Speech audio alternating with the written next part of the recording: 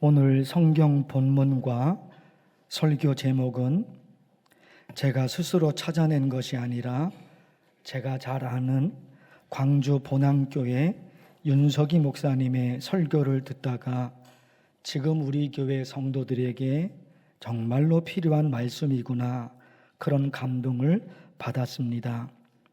그래서 윤석희 목사님의 허락을 받아 설교 제목을 똑같이 정했고, 또 설교 내용도 윤석희 목사님의 설교 내용을 많이 참조했습니다.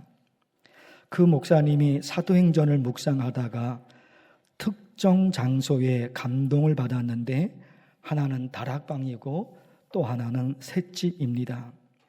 말씀을 통해서 보실 텐데요, 사도행전 1장 13절에, 사도행전 1장이니까 사도행전이 시작되는 부분이에요.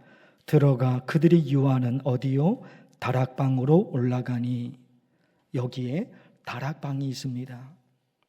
그런데 있잖아요, 사도행전 맨 마지막 말씀이 사도행전 28장인데 거기에는요, 바울이 온 이태를 자기 셋집에 머물면서, 여기 뭐가 있습니까?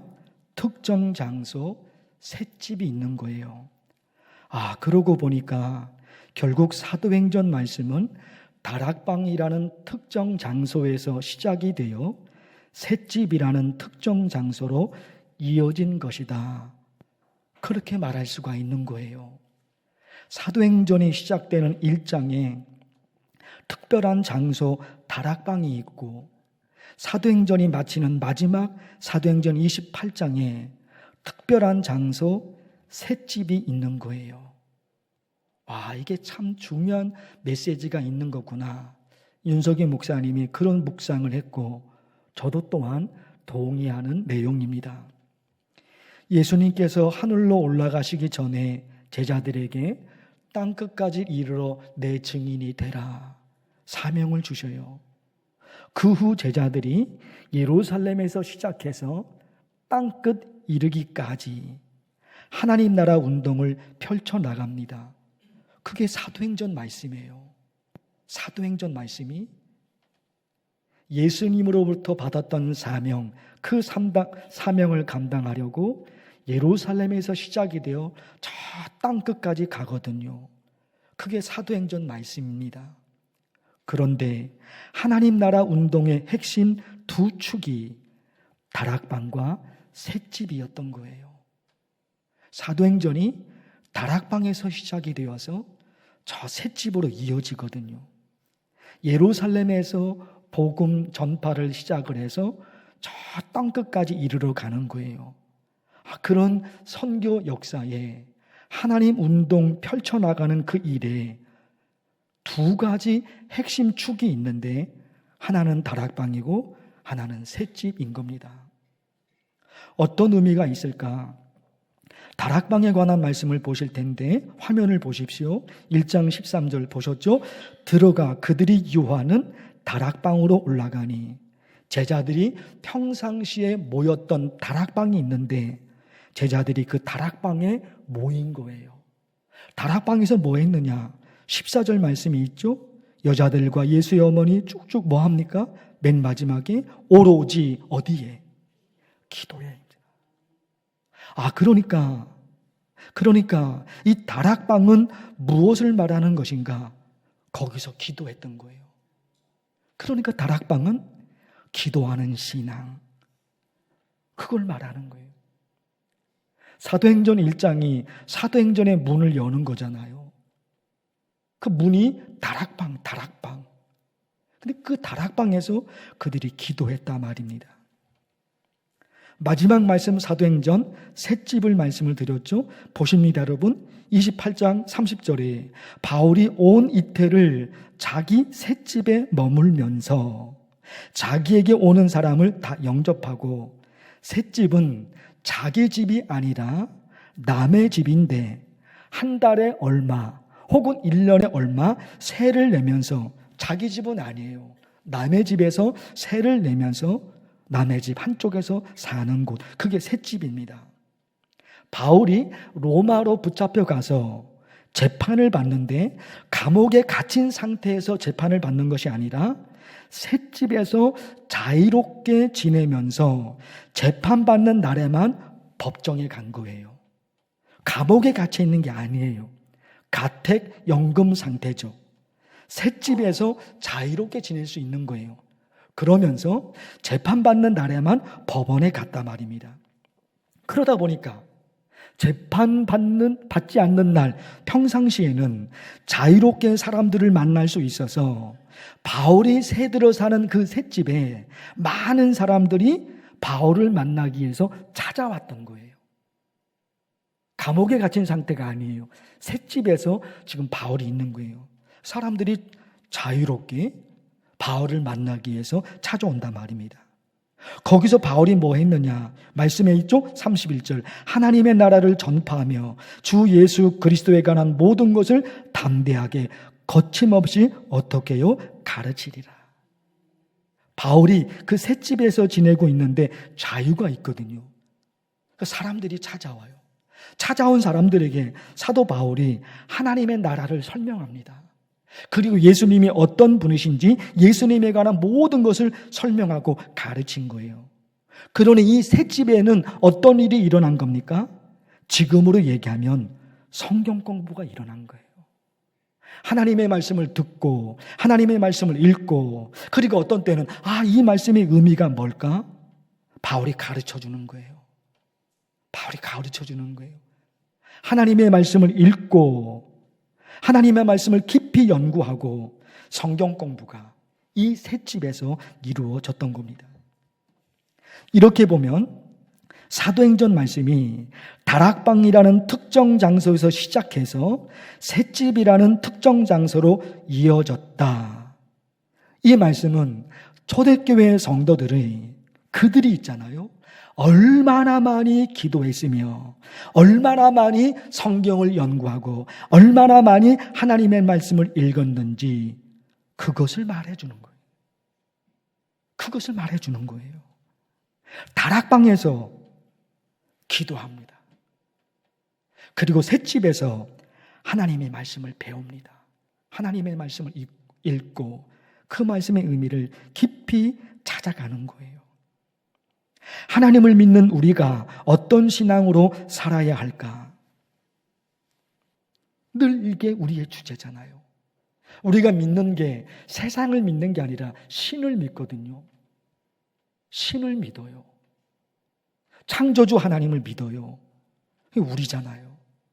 그런데 진지하게 묵상하면서 이런 질문이 던져질 수 있단 말입니다. 창조주 하나님을 믿는 우리가 어떤 신앙으로 살아야 할까? 이런 게 있지요. 하나님께서 우리에게 약속하신 말씀이 있는데, 하나님께서 우리에게 약속하신 말씀, 약속이라는 의미도 있지만 더 정확하게 말씀을 드리면 하나님이 우리에게 말하고자 하는 말씀이 있는 거예요. 하나님은 우리에게 뭔가 알려주고 싶은 거예요. 그것이 성경에 기록되어 있는 거예요. 우리 스스로는 하나님에 대해서 몰라요. 창조주 하나님이 계시해 줘야 돼요. 우리 스스로는 하나님을 몰라요. 하나님이 나 여기 있다. 내가 세상을 창조해서 내가 누군지 아니? 그러면서 하나님이 우리에게 알려줘야지 우리는 하나님을 알거든요. 그런데 그 모든 말씀이 성경에 기록되어 있는 거예요. 성경 말씀이. 그러니까 하나님을 믿는 성도는 하나님의 말씀으로 하루하루 사는 거, 그게 신앙생활인 거예요. 그게 신앙생활인 거예요. 하나님이 당신이 누구신지 사람에게, 나에게 알려주고 싶어 하신다니까요. 그것이 성경인 거예요. 그러니까 하나님을 믿는 신앙은 어떤 신앙이냐? 하나님에 관한 모든 내용이 성경 말씀에 기록되어 있으니까 그 말씀으로 사는 거, 그게 신앙이에요. 하나님의 말씀으로 예배드리고 하나님의 말씀으로 기도하고 하나님의 말씀으로 찬양하고 하나님의 말씀으로 봉사하고 하나님의 말씀으로 사람을 사랑하고 하나님의 말씀으로 내 삶을 해석하고 모든 게 하나님의 말씀이에요. 하나님의 말씀이에요. 사도행전 2장에 보면 들어보십시오. 그들이 사도의 가르침을 받아 서로 교제하고 떡을 떼며 오로지 기도하기를 힘쓰니라. 두 가지가 있잖아요. 사도의 가르침을 받았어요. 그리고 또 뭐 했어요? 기도했단 말입니다. 두 가지 축이 있는 거예요. 사도의 가르침을 받아야 돼요. 지금은 뭐예요? 목사의 가르침을 받아야 돼요. 목사가 자기 생각을 전하는 것이 아니라 하나님의 말씀, 성경에 있는 그 하나님의 말씀, 하나님이 우리에게 무엇을 원하시는지 그걸 찾아내거든요. 아니 또 목사가 잘못 찾아내면 또 목사도 큰 문제죠. 하나님이 원하시는 것은 찾아내지 않고 자기가 원하는 걸 찾아서 성도들에게 전하면 그것도 큰일 날 일이에요. 그 목사는 하나님의 심판을 받게 되겠죠. 그러니 목사는 성경을 연구하면서 정말 이 말씀 속에서 하나님이 무엇을 원하시는지 그걸 찾아내야 되죠. 그걸 끝까지 찾아내야 된단 말입니다. 그리고 정확한 하나님의 말씀을, 하나님이 원하시는 정확한 하나님의 마음을 성도에게 가르쳐야 되죠. 성도는 그 목사의 가르침을 따르고 하나님의 말씀을 연구하고 그리고 기도하고, 그게 신앙이죠. 그래서 재작년 2021년에 우리 교회 표어를 날마다 귀티, 날마다 기도하는 교회, 그렇게 정하고 성경 말씀과 기도에 매달렸어요. 2년 전이죠. 날마다 귀티, 날마다 기도하는 교회, 그렇게 정하고 21년, 그 1년 동안 하나님의 말씀과 기도에 매달렸어요. 작년 2022년에는 우리 교회 표어 날마다 귀티, 날마다 기도로 하나님을 만나다, 작년 표어입니다. 그러니까 지난 2년 동안 하나님의 말씀 그리고 기도, 여기에 매달려 왔던 거예요. 결국 날마다 귀티, 날마다 기도, 그거로 살아야 되는데 하나님의 말씀과 하나님께 기도하는 것을 어떻게 연결시킬 수 있을까? 이렇게 묵상이 이어지는 거예요. 이렇게 날마다 귀티, 날마다 기도로 살아야 하는데 하나님의 말씀과 그 기도를 어떻게 연결시킬 수 있을까? 가장 좋은 방법이 있어요. 가장 좋은 방법이 있어요. 아주 구체적이고 아주 실제적인 가장 중요한 방법, 가장 좋은 방법이 있습니다. 지금 나의 상황에 가장 적절한 성경 말씀을 찾아내어 그 말씀으로 기도하는 거예요. 다시 말씀드려 볼까요? 지금 나의 상황에 가장 적절한 하나님의 말씀이 있거든요. 내가 못 찾아서 못 찾는 거예요. 내가 찾지 못해서 모르는 거예요. 하나님이 우리가 살아가는 시대나 과거나 지금 시대나 그리고 먼 미래나 그 상황에 맞는 모든 말씀을 하나님이 성경에 기록해 뒀어요. 다 있어요, 여러분. 모든 게 다 있습니다. 모든 게 다 있어요. 지금 나의 상황, 성도 여러분의 상황이 다 다르죠? 목사인 저의 상황도 있어요. 모든 상황이 다 다르죠. 그러나 지금 나의 상황에서 가장 적절한 성경 말씀이 있거든요. 그걸 찾아내어서 그 말씀으로 기도하는 거예요. 5월 가정의 달 마지막 주일이죠. 가족을 위해서 어떤 말씀으로 기도하면 좋을까? 5월 가정의 달 마지막 주일이에요. 가족을 위해서 어떤 말씀으로 기도하면 좋을까요? 지금 시대는 미래가 어떻게 될지 보이지가 않아요. 지금 시대에 가장 적절한 미래가 어떻게 될지, 지금 시대에 살고 있는 우리 상황은 미래가 어떻게 될지 그게 보이지가 않아요. 그러니까 이런 상황이 지금 있는 거예요. 이런 상황에서 가장 적절한 하나님의 말씀은 뭘까? 늘 이런 생각으로 신앙생활을 하는 거예요. 지금 나의 상황이 이런 상황인데 이런 상황에서 가장 적절한 하나님의 말씀은 뭘까? 늘 그게 궁금한 거예요. 어느 순간 내가 본 성경 말씀이 떠오를 수가 있어요. 그런가 하면 어느 순간 성경을 펼치게 되었는데 그 말씀이 보일 때가 있어요. 자, 보십시오. 신명기 1장 말씀인데 너희보다 먼저 가시는 너희의 하나님 여호와께서, 지금 시대에 가장 적절한 말씀이에요. 지금 시대는 미래가 어떻게 될지 보이지가 않는다니까요. 그런데 이 말씀이 가장 적절해요. 너희보다 먼저 가시는 너희의 하나님 여호와께서. 우선 우리가 믿는 하나님은 어떤 분이시냐? 나보다 먼저 가신대요.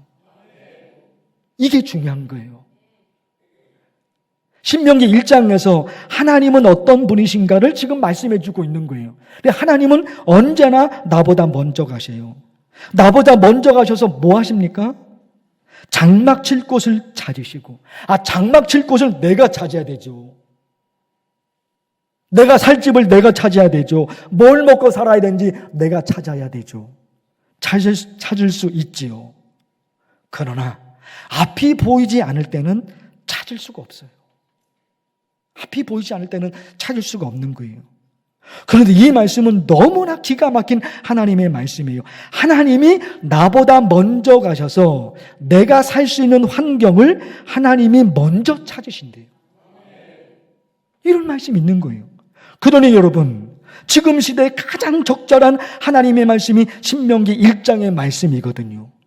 이 말씀을 내가 보게 됐습니다. 이 말씀을 내가 듣게 됐습니다. 그러면 그 말씀으로 기도하는 거예요. 나보다 먼저 가셔서 내가 살 수 있는 환경을 만들어 주신다고 약속하신 하나님. 하나님에 대한 앞부분의 얘기가 얼마나 많이 나올 수 있는지 몰라요. 하나님을 부르잖아요. 그런데 그 앞부분에 얼마나 많은 내용을 우리가 첨가할 수 있단 말입니다. 나보다 먼저 가셔서 내가 살 수 있는 환경을 만들어 주신다고 약속하신 하나님. 우리 딸보다 먼저 가셔서, 내 아들보다도 먼저 가셔서 내 딸이 살 수 있는 환경을 만들어 주신다고 약속하신 하나님. 얼마나 많습니까? 하나님이 그렇게 약속하셨으니까 내 딸보다, 내 아들보다 먼저 가셔서 내 아들이, 내 딸이 살 수 있는 환경을 만들어 주옵소서. 이게 중요한 거예요. 하나님의 말씀과 기도를 연결시키는 거예요. 어떻게 연결시킬 수 있다고요? 지금 나의 상황에 가장 적절한 하나님의 말씀을 찾아내어서 그 말씀으로 기도하는 거예요. 내 기도의 근거가 어디에 있습니까? 말씀에 있어요. 내 기도의 근거가 말씀에 있고 내 기도의 자료가 성경에 있는 거예요. 그게 중요한 거예요. 기도의 자료가 있단 말입니다. 상황은 나의 상황이에요. 상황은 나의 상황이니까 내 상황을 내가 알지요. 그런데 이 상황을 뒤덮을 수 있는 성경 말씀이 있거든요. 그걸 찾아내는 거예요. 그래서 내 기도의 자료는 어디에 있느냐? 말씀에 있는 거예요. 말씀을 찾아내요. 한 가지 더 볼까요? 지금 당장 하나님께서 우리 가족을 도와주지 않으면 안 되는 절박한 상황에 놓인 성도들이 있지요. 지금 당장이에요. 지금 당장 하나님의 도움이 필요한 거예요. 어떤 말씀으로 기도하면 좋을까요? 어떤 말씀? 창세기 21장, 하갈과 아들 이스마엘이 광야로 쫓겨났는데 먹을 게 다 떨어졌어요. 광야로 쫓겨났을 때 먹을 음식을 가지고 갔습니다. 그런데 3일, 4일 먹다 보니까 양식이 다 떨어졌어요. 그리고 광야예요. 어디서 먹을 걸 구하고 어디서 살 수 있냐 말이에요. 그런데 하나님이 그 당장 하나님이 그들에게 그걸 해주셔요. 그 광야에서 물이 어디에 있는지 그거 발견하게 하셔요. 지금 당장 그렇게 해주셨단 말입니다. 그러니 여러분, 이 기도가 되잖아요. 하갈과 이스마엘에게 곧바로 지금 당장 물을 주신 하나님, 내 기도도 지금 당장 들어주옵소서. 제가 지금 한 달, 두 달, 아니 하루 이틀 기다릴 여유가 없습니다. 지금 당장 내 기도를 들어주소서. 지금 어떻게 기도한 거예요? 하나님의 말씀이에요. 하나님의 말씀이 내 기도의 자료가 되었고 하나님의 말씀이 내 기도의 근거가 되어서 그 말씀으로 기도한 거예요. 예수님께서 겟세마네 동산에서 기도하실 때 제자들에게 말씀하셔요. 깨어 있으라. 제자들에게 말씀하셔요. 깨어 있으라. 의미가 뭘까요? 그 다음에 이어서 말씀하셔요. 깨어 있어 기도하라. 깨어 있으라의 의미는 기도하라 였던 겁니다. 이 말씀, 예수님께서 하신 깨어 있어 기도하라, 이 말씀, 예수님은 지금 이렇게 제자들에게 말씀하시는 거예요. 너 지금 이럴 때가 아니다. 정신 차려야 된다. 기도가 얼마나 중요한지 너 모르니? 내가 너한테 기도하라고 얼마나 자주 말했는지 너 모르니? 너 어떻게 살려고 기도하지 않는 거니? 나의 축복을 받은 사람들이 어떤 사람들이었느냐? 모두가 기도하는 사람들이었다. 너 이대로 기도하지 않으면, 너 이대로 기도 없이 살다가 너 정말로 큰일 난다. 제자들에게 주신 말씀이에요. 아니, 지금 이 시대를 살고 있는 우리에게 주시는 말씀이에요. 너 이대로 기도 없이 살다가 너 정말로 큰일 난다 하신 거예요. 사랑하는 성도 여러분, 저를 따라 한번 해보세요. 저를 따라서 하루에 정해진 시간을 하나님께 드려 매일매일 성경 말씀으로 기도하자. 기도하겠습니다. 하나님 아버지, 우리 만나교회 성도들이 하루에 정해진 시간을 하나님께 드려 매일매일 성경 말씀으로 기도하여 성경 속에 기록된 하나님의 능력과 하나님의 은혜와 하나님의 축복을 받는 만나교회 성도 되게 하옵소서. 예수님의 이름으로 기도하옵나이다. 아멘.